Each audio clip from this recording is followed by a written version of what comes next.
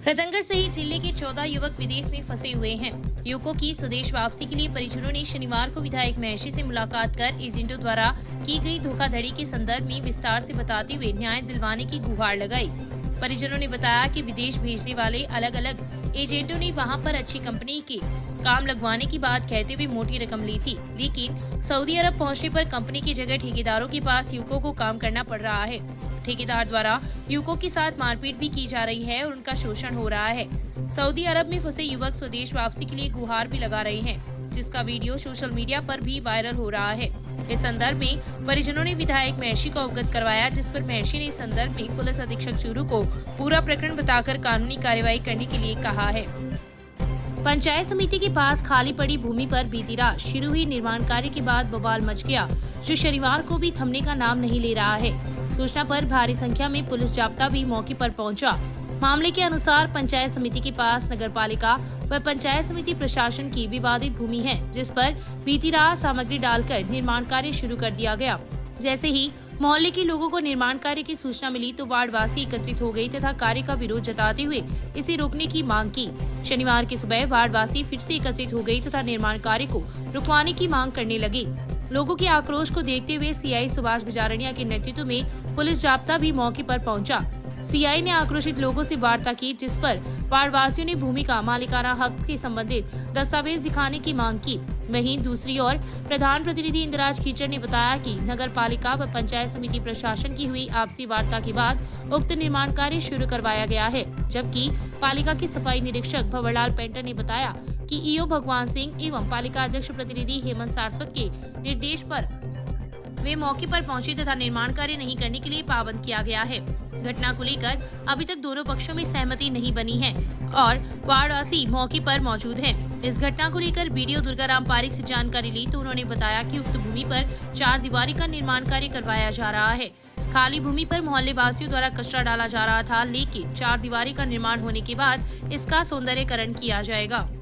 ये कोई कल रात को अवैध निर्माण कर रहे हैं। यहाँ पंचायत समिति और नगर पालिका की विवादित जमीन है यहाँ पर, और कोई असामाजिक तत्व अवैध निर्माण कर रहे हैं। अधिकारियों को अवगत करवा दिया, ईओ साहब को अवगत करवा दिया और वीडियो साहब को अवगत करवा दिया और उन सभी को अवगत करवा दिया। अभी तक विवाद कुछ नहीं है, ये जमीन है गवर्नमेंट की थी। इसमें से हमारा फैसला हुआ कि इसको विवाद में कितने दिन रखेंगे। खाली जमीन पड़ी है, लोग इस पर नाजायज भूमि पे कब्जा करते रहते हैं, तो क्या किया जाए। तो हमने आज से 4 महीने पहले सर्वसम्मति से साधारण सभा मीटिंग में प्रस्ताव पास कर लिया कि नगरपालिका से बात की जाए, आधी जमीन अपने हिस्से में रख ले, आधी नगरपालिका को दे दे। नगरपालिका के इससे पहले जो ईओ थे सहदेव चारण और उनको और चेयरमैन को दोनों को नगरपालिका यहाँ रतनगढ़ पंचायत समिति ने बुला के हमारी बात हुई सबकी सामूहिक रूप से वीडियो साहब के साथ में कि भाई हमारा ये प्रस्ताव है, आपको मंजूर है क्या? बोला ठीक है, हमें एकदम से मंजूर है। मेरे को वार्ड पार्षद से दोबारा सूचना दी गई थी कि नगर पालिका संपत्ति के ऊपर और रातों रात कोई वो खाई खोद के और कब्जा करने की नीयत है।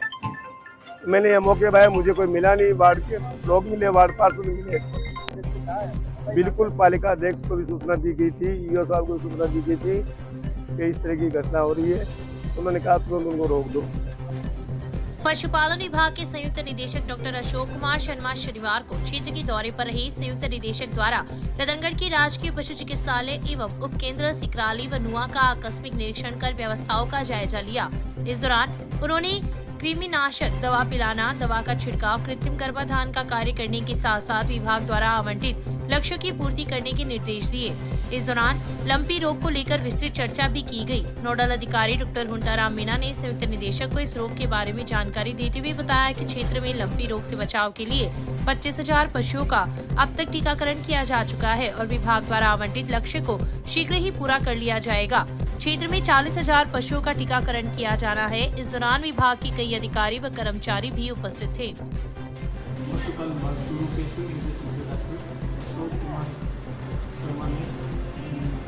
ब्लॉक के प्रथम श्रेणी पशु चिकित्सालय रतनगढ़ तथा उपकेंद्र सिकराली तथा उपकेंद्र नुआ का आकस्मिक निरीक्षण किया। उसके बाद श्रीमान जी ने लंपी स्कीम जो उससे बचाव जो किया जा रहा टीकाकरण है इस मिसाल की बैठक की, जिसमें आज तक ब्लॉक में 25,000 टीकाकरण पूरा कर लिया गया है। विभाग ने ब्लॉक को अभी तक 40,000 रुपये का टीकाकरण का लक्ष्य दिया गया है, वो जल्द पूरा कर लिया गया। इसके बाद में 1 लाख PPR वैक्सीन भेड़ बकरियों के लिए भी हम किट की जांच की है, जिसके अंदर टैगिंग तथा ऑनलाइन रिकॉर्डिंग के द्वारा ये जल्द से जल्द शुरू कर दिया जाएगा। 7 दिवसीय निःशुल्क एक्यूप्रेशर व फिजियोथेरेपी का शुभारंभ शनिवार को हुआ। मोहनलाल व रमेश कुमार सोनी के सौजन्य एवं मीनाक्षी डिस्ट्रीब्यूटर के तत्वाधान में शुरू हुए शिविर का उद्घाटन विधायक अभिनेश महर्षि के सानिध्य में पार्षद प्रतिनिधि शंभू लाटा ने किया। शिविर प्रभारी विकास सारस्वत ने बताया कि 5 से 11 नवंबर तक चलने वाले शिविर में असाध्य रोगों का निदान भी किया जाएगा। 12 नवंबर को आधुनिक कंप्यूटर मशीन से आंखों की निःशुल्क जांच की जाएगी।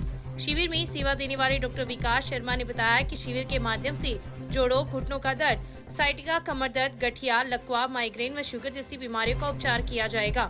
इस मौके पर उर्मिला देवी, योगेश सारस्वत, सुभाष पूर्ण, चांद्रतन सोनी, राम प्रसाद पारेख, लालचंद सोनी, लालचंद जांगिड़, अनुप शर्मा, राजेश कनेडीवाल, शेराराम खाती, उदय राम दायमा, ओम प्रकाश सोनी सहित कई लोग उपस्थित थे। फिजियोथेरेपी के 1 सप्ताह का यहाँ पर ये जो निःशुल्क चिकित्सा शिविर लगाया गया है, इसके लिए मैं बहुत बहुत बधाई देता हूँ, शुभकामनाएं देता हूँ और मीनाक्षी एंटरप्राइजेज का साधुवाद देता हूँ कि उन्होंने लोगों की सेवा में इस तरह का काम करने का बीड़ा उठाया है। मैं उम्मीद करता हूँ कि इस शिविर के अंदर बहुत सारे मरीजों को लाभ मिलेगा। मेरे खुद के भी सर्वाइकल की कुछ दिन से प्रॉब्लम चल रही थी। मैंने देखा है कि अभी डॉक्टर साहब ने यहाँ पर थेरेपी दी है, जिससे काफ़ी लाभ मिलता है और एक ही दिन के अंदर कुछ देर की थेरेपी लेने के बाद मुझे रिलीफ महसूस होती है। तो मैं उम्मीद करता हूँ कि आने वाले समय में 1 सप्ताह के अंदर ये लोगों को बहुत लाभदायक होगा। पुनः बहुत बहुत बधाई।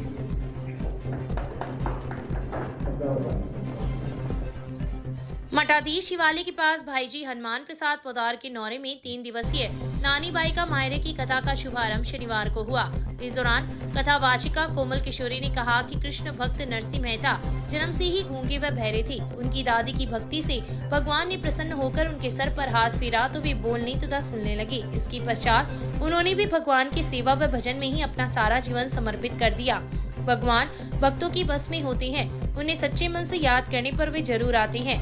कथावाचिका ने कहा कि यह जीवन अनमोल है, इसे भगवान की भक्ति में लगाएं। कथा शुरू होने से पूर्व मुख्य यजमान राजकुमार मुरारका ने व्यासपीठ की पूजा अर्चना की।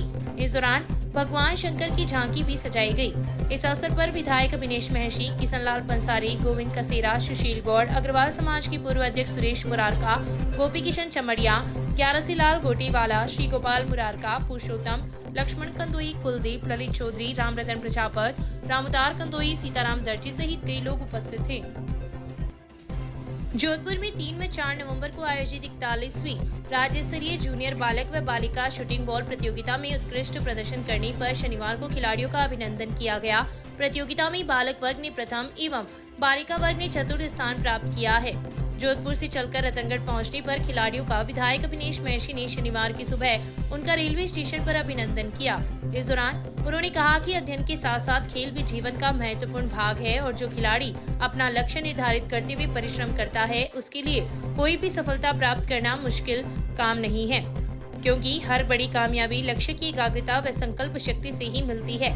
इसके पश्चात विधायक निवास पर खिलाड़ियों व टीम कोच का अभिनंदन समारोह आयोजित किया गया।